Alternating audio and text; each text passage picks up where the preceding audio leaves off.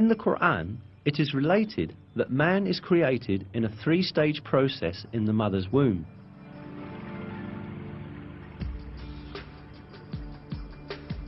He creates you stage by stage in your mother's wombs, in a threefold darkness.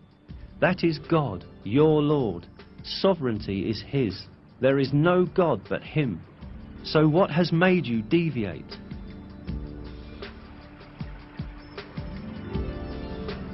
As will be understood, it is pointed out in this verse that a human being is created in the mother's womb in three distinct stages. Indeed, modern biology has revealed that the baby's embryological development takes place in three distinct regions in the mother's womb. Today, in all of the embryological textbooks studied in the faculties of medicine, this subject is taken as an element of basic knowledge. For instance, in basic human embryology, a fundamental reference text in the field of embryology, this fact is stated as follows. The life in the uterus has three stages: pre-embryonic, first 2.5 weeks, embryonic, until the end of the 8th week, and fetal, from the 8th week to labour. These phases refer to the different developmental stages of a baby. Information on the development in the mother's womb became available only after observations done with modern devices.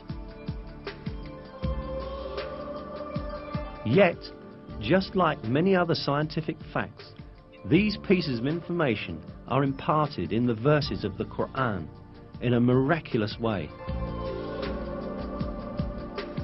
The fact that such detailed and accurate information was given in the Qur'an at a time when people had scarce information on medical matters is clear evidence that the Qur'an is not the word of man, but the word of God.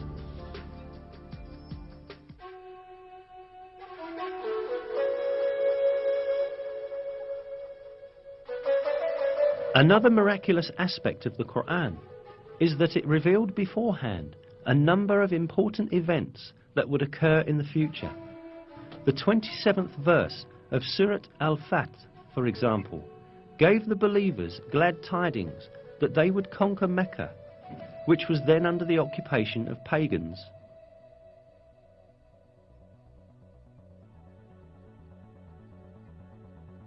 God has confirmed His messenger's vision with truth.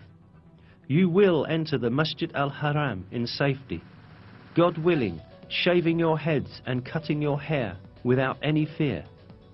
He knew what you did not know and ordained, in place of this, an imminent victory.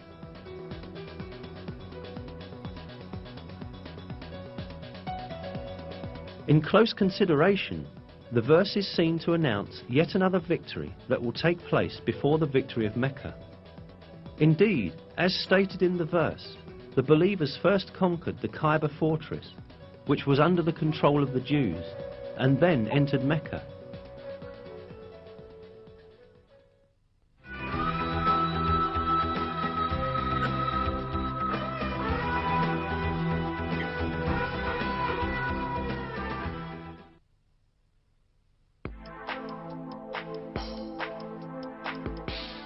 Another piece of news that the Qur'an gives about the future is found in the first verses of Surat Ar-Rum.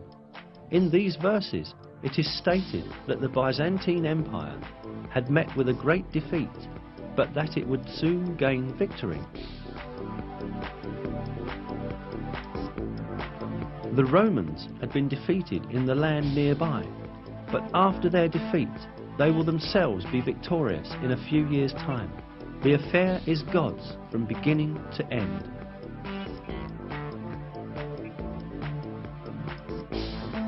These verses were revealed around 620 CE, almost 7 years after the severe defeat of Christian Byzantium at the hands of the Persians, when the Byzantines lost Jerusalem. Yet it was related in the verses that Byzantium would shortly be victorious. In fact, Byzantium had then suffered such heavy losses that it seemed impossible for it even to maintain its existence let alone be victorious again. Not only the Persians, but also Avars, Slavs and Lombards posed serious threats to the Byzantine Empire. The Avars had come as far as the walls of Constantinople. The Byzantine Emperor Heraclius had ordered the gold and silver in churches to be melted and turned into money in order to meet the expenses of the army. Many governors had revolted against Emperor Heraclius, and the empire was on the point of collapse. Mesopotamia, Cilicia, Syria, Palestine, Egypt and Armenia, which earlier belonged to Byzantium, were invaded by the idolater Persians. In short, everyone was expecting the Byzantine Empire to be destroyed. But right at that moment, the first verses of Surat al-Rum were revealed, announcing that Byzantium would gain triumph in a few years' time. Around 7 years after the revelation of the first verses of Surat al-Rum, in December 627 CE, a decisive battle between Byzantium and Persian Empire was fought at Nineveh, and this time the Byzantine army surprisingly defeated the Persians. A few months later, the Persians had to make an agreement with Byzantium, which obligated them to return the territories they had taken from them. At the end, the victory of the Romans, proclaimed by God in the Qur'an, miraculously came true. Another miracle revealed in these verses is the announcement of a geographical fact that could not be discovered by anyone in that period. In the third verse of Surat al-Rum, we are informed that the Romans had been defeated in the lowest region of the earth. This expression, Adna el-Ard in Arabic, is interpreted as a nearby place in many translations. Yet, this is not the literal meaning of the original statement, but rather a figurative interpretation of it. The word Edna in Arabic is derived from the word Deni, which means low, and Ard, which means world. Therefore, the expression Edna el-Ard means the lowest place on the earth.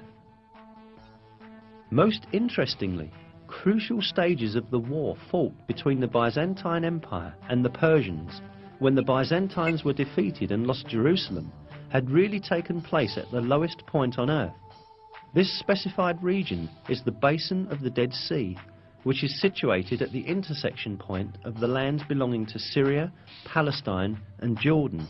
The Dead Sea, lying at 395 meters below sea level, is the lowest region of the earth. This means that the Byzantines were defeated at the lowest part of the world, just as is stated in the verse. The most interesting point lies in the fact that the altitude of the Dead Sea could only be measured with modern measurement techniques. Before that, it was impossible for anyone to know that it was the lowest region on the surface of the earth.